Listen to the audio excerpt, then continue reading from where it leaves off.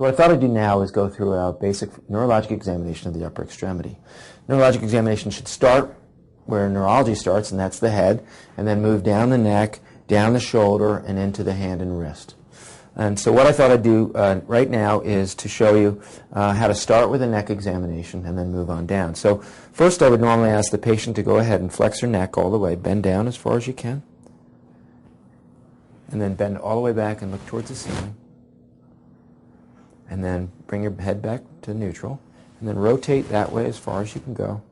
Rotate this way as far as you can go, and then back to neutral. And all you're doing is examining the full range of motion of the neck and making sure that there's no deficits there. At this point now, I'd start to provoke the nerves coming out of the neck by doing certain maneuvers of compression, including bend your ear down towards your shoulder, and then the opposite way. And I'm just looking to see if there's any area of, or exacerbation of any symptoms with that maneuver, which would close down the foramina on either side of the neck. At this point, I'd probably put a little, ask the patient to flex their head slightly and put a little pressure down on the head and see if that reproduces any symptoms in the upper extremity, any tingling, any radicular signs, that sort of thing. I'd do a full Lhermitte's sign, which is to ask the patient to flex their neck all the way down and hold that for a few seconds. What that's doing in someone who has spinal cord entrapment is to flex the cord over the vertebrae, and it may produce paresthesias either in the upper extremities or the lower extremities or both. And then I'd ask her to bring her head up and then to the opposite side of the affected extremity in what's called the Sperling's maneuver, and up a little bit more, Sperling's maneuver, which would compress the foramina and bring out signs of radiculopathy. Next thing I'd do is to look to see if there was any vascular compromise of the upper extremity, and this would be pertaining to something like thoracic outlet syndrome, which can be pre-existent in up to 20% of your patients with carpal tunnel syndrome. So I'd begin by feeling the pulse with the arm in just a neutral position, and then bringing the arm up in the so-called Wright's maneuver, 90 degrees abduction at the shoulder, 90 degrees at the elbow, continuing to feel the pulse the entire time. If there's any diminution in the pulse or any reproduction of paresthesias, that would be considered a positive sign. Then I then ask the patient to stand up, bring the arm out to the side, and then ask the patient to look the opposite way and then up towards the ceiling. This is the so-called Adson's maneuver. And again, I'm looking for any loss of pulse or any reproduction of paresthesias in the upper extremity. You can extend the arm somewhat to bring that out. And what that's doing is closing down the outlet. Some people disagree with that and actually would ask the patient to bring their chin down to this side, all the way down and rotate, and repeat the test. I would ask them in either one of these maneuvers to take a full breath all the way in, hold it, and out, and see if raising the lung, raising the height of the pleura, further compromises the thoracic outlet. So that would complete the majority of your examination of the neck. If you're really concentrating on thoracic outlet, you might do one other test, which is called a Roos test. Bring your other arm up as well, if you would, and grasp and release several times with both hands. What we're doing here, and bring both arms up, what we're doing here is asking the patient to utilize the small muscles of the hand. And in someone who has compromised blood flow to the upper extremity, the hand would quickly become clumsy, and she would feel awkward and perhaps start to feel paresthesias in both hands. All right, and then if you would bring your arms back down, turn that way if you would. Costoclavicular maneuver would be to pull down on both arms. I'm now compromising the difference between the clavicle and the first rib, or the distance between the clavicle and the first rib by doing that. Again, provoking paresthesias. Be careful when you're doing this not to compress the ulnar nerve at the side, because that might give you a falsely positive examination. Lastly, if you turn that way, you're going to look at the general condition of the shoulder, see whether there's any atrophy, any periscapular atrophy, any atrophy of the deltoid or the arm muscles, and just sort of a general condition of the spine. All right. At this point in time, turn around again, I'd do a motor examination of the upper extremity. I'd start with the patient standing, and then once you've examined the periscapular muscles and the shoulder muscles, I'd then work my way down the arm. We're going to do this in nerve segments starting with C5, C6, 7, 8, and 1, each of the levels of the brachial plexus. And this is, again, a general examination of the upper extremity. So, beginning with the deltoid, Arm up, hold it at her side, resist me. I'm going to push down, okay? With the arm in this position, turn the thumb down towards the floor. This is testing the supraspinatus and the external rotators of the arm. I'm going to ask her to lift her arm up towards the ceiling, and I'm resisting, getting a general flavor of the strength of the rotator cuff. Bring the arm back down to the side and ask her at the same time to bring the arm towards the midline. Go ahead and pull your arm across. And I'm both examining and visualizing the pectoralis. And we have full strength in those muscles. Resist me again, coming down to the side, and I'm both examining and visually inspecting the latissimus for strength. Everything's fine there. Again, turn that way if you would. Looking at the back, bring the scapula towards themselves. Yep. And we're looking at our rhomboid muscles here. I'm going to resist me as I push forward. Okay. Shrug your shoulders and hold them up. And spinoaccessory trapezius. And then finally bring your arms up in front and look at the alignment of the two scapulae. Look at the distance from the central line, and you can actually measure the distance from the vertebral processes to the scapular border and see that they're equal. In conditions such as impingement syndrome, in conditions such as nerve injury, oftentimes there will be scapular dyskinesia, which will allow one of the scapula to rotate out further or sometimes wing, and you'll see it in this exam.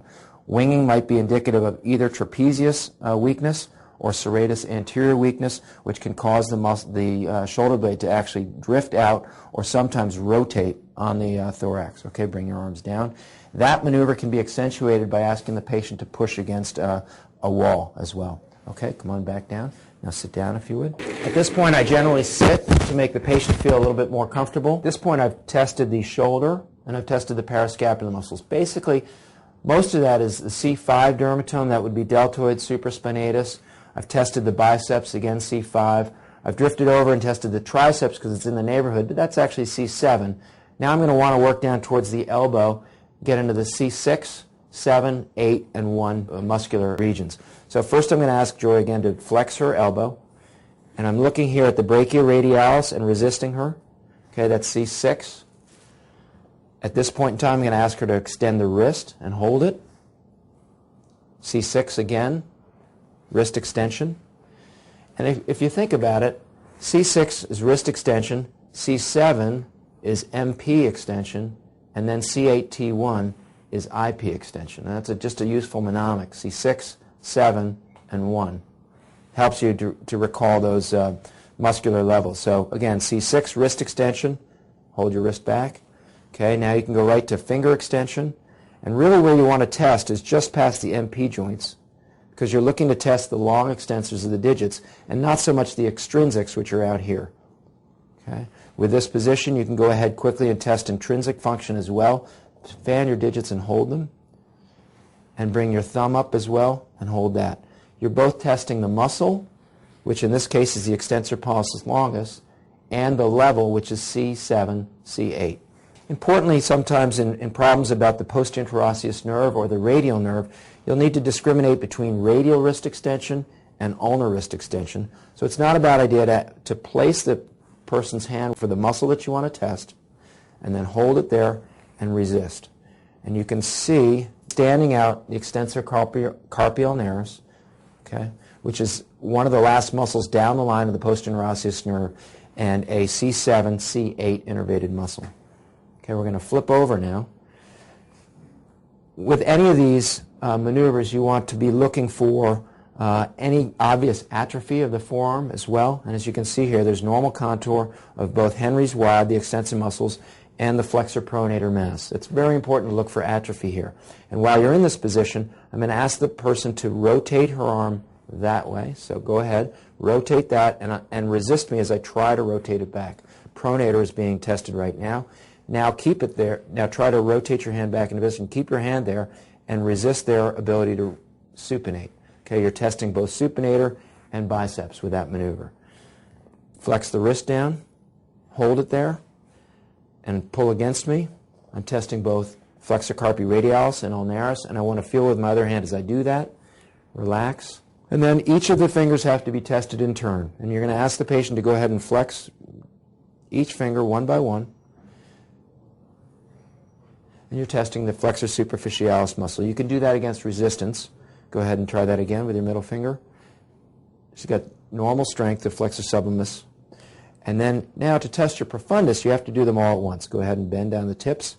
And you can help them by holding down the PIP joint and then manually resisting their ability to flex the tips of the fingers.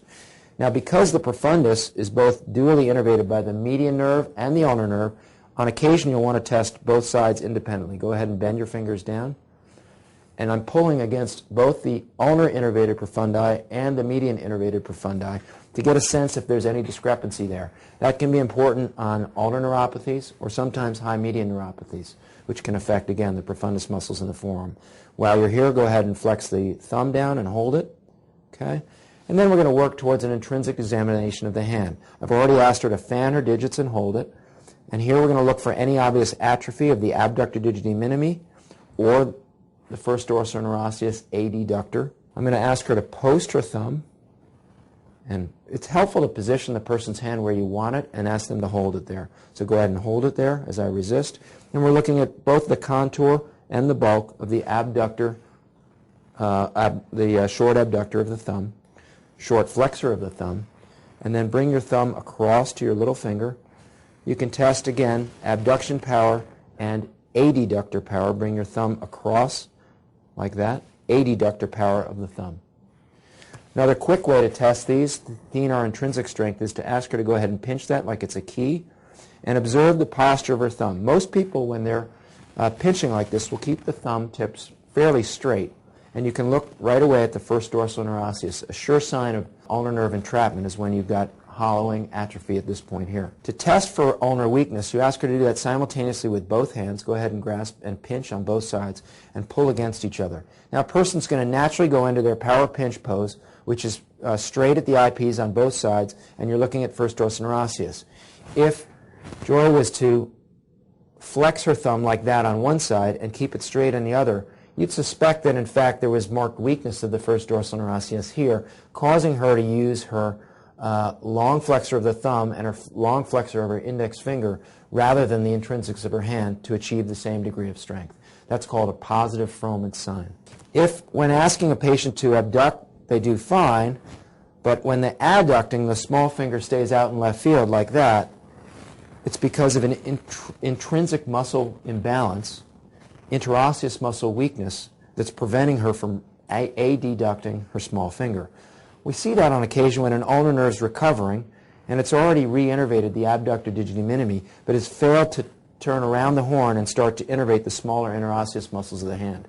So that's a sure sign of ulnar nerve weakness, and sometimes, paradoxically, a good sign when the ulnar nerve is recovering after a high-level injury. After we've tested motor, we want to go to a sensory examination, and I'm going to go through a rather cursory sensory examination to make sure we find all the autogenous zones of the sensory levels. C5 would be directly over the deltoid, okay, and you want to check posterior deltoid, middle, and anterior deltoid sensory dermatomes. Why is that important? Well, the axillary nerve, of course, comes through beneath the axilla, through the quadrilateral space, and then around. So in cases of axillary nerve recovery, you may have sensory return posteriorly before you get it in the middle or anterior. Similarly, you may have motor return of your posterior deltoid before your middle or anterior. So it's very important in your deltoid to check all three components. So that's C5. Don't be confused by the C4 region, which can come down here, and occasionally intercostal brachial nerves, which can affect your sensory examination here. The autonomous zone of C5 is really about a orange-sized area right here over the deltoid, not right over the crest of the deltoid at the acromion, but about 3 or 4 finger breadths down. C5. C6 autonomous zone is right here. Thumb, first web space, right here. Not here, lateral antebrachiocutaneous nerve. Not here, which can be C7, and sometimes even median nerve can come up onto the back of the fingers. But there is no other nerve that innervates this other than the radial sensory nerve, C6. C7, and another way to think of this, 5, 6, as in 6-shooter. All right, 6 characteristically goes to thumb and index finger. 7, middle finger. 8, ring and small. And then 1, the medial border of the forearm. Okay, so Pure autonomous zone, 6, but 6 does go out to the tips of the thumb and index. 7, autonomous zone is middle finger. 8, small and ring, and then 1 medial border. Fine level of sensory exam. What I did was light touch examination by looking at each of the autonomous zones. If we're going to look at fine level losses of sensibility, you need to have a 2-point discriminator. These are sold, but you can make one out of a paper clip. What's important is that you determine the ability of a patient to discriminate between 2 points. And this is called static 2-point. You can do a poor man's rolling or moving 2-point by simply dragging the 2 tips along the finger and seeing if they can better perceive the distance between 2 points if it's moving than when it's static. So let's begin by looking at the hand. In a person who's complaining of numbness in their thumb through middle fingers, you'd think about carpal tunnel syndrome. You would then go ahead and compare the median innervated digits to the ulnar innervated digits. Median innervated digits, obviously thumb, index, middle, and half of the ring. Ulnar innervated digits, little, and the other half of the ring. So you can take your 2-point discriminator. You want the patient to look at it, let them know that these are dull tipped, they're not going to hurt them, and stabilize the hand so that the person doesn't pull away, usually on their lap. Now what I'm going to do is I'm going to ask you whether you feel 2 points like that or 1 point like that. Feel the difference? What you're doing is applying just enough pressure to have the skin blanch. All right? So we're going to start with a fairly widely disparate spacing of 2 points. In this case, we're looking at 8 millimeters and comparing it to ability to perceive 1. We're then going to either block her from visualizing it or ask her to close her eyes and do the same thing. And you're going to move around fingers, and you're going to move around amounts, and you're going to go fairly rapidly. And I want to hear from you whether you feel 1 point or 2. 2. 1. 1. And you just move around, and you try to maintain all that in your head as you go, whether you've touched with 2 or 1, and try to come up with a clear reading on what the closest distance that she can perceive accurately, say 3 out of 4 times. Normal is anywhere below 5. Pianists and other people that use their fingers for livelihood, jewelers, those sorts of things, those sorts of occupations, will show 2-point discrimination in the 3 to 4 millimeter area on static, and sometimes down to 2 millimeters moving. Normal, again, is considered 5. When you start seeing 6 or 7, that's diminished 2-point. 8 and above would be a very serious loss of 2-point, and sometimes patients are 15 or 20, indicating essentially complete anesthesia. So you finished your motor exam, finished your sensory exam. We're now going to go on to reflexes, both normal reflexes and pathologic reflexes. So you always carry a reflex hammer. Very few orthopedists carry a reflex hammer, but if you're going to be examining the upper extremity, particularly in nerve entrapment, this is an essential tool. C5, biceps. If the patient's having trouble relaxing and you're not getting a good bicep exam, you ask them to flex fist on the opposite side. So go ahead and make a fist on the opposite side. Takes their mind off it, allows you to get a better C5 exam. Okay, relax. C6 now, right over the brachioradialis. Okay, we're seeing a very brisk brachioradialis reflex, but I'm not only looking at the amount of reflex seen here at the elbow, but also looking at the fingers. If the fingers were to contract during the examination of C6, and we're getting addition of further levels and finger flexion, that's a pathologic reflex. So you want to be aware of that and look for that. For C7, triceps, I'm going to ask the patient to raise their arm up and let the elbow just relax. You can both visually see the triceps contracting and a slight extension of the arm. You can obviously compare right versus left and be sure that you've done both normal and then pathologic reflexes. Hoffman's exam, when you're flicking the thumbnail, you're looking to see again if other finger flexors are contracting. So reverse radial reflexes I showed before, Hoffman's examination, those are pathologic reflexes of the upper extremity and indicate potential cord entrapment or higher up.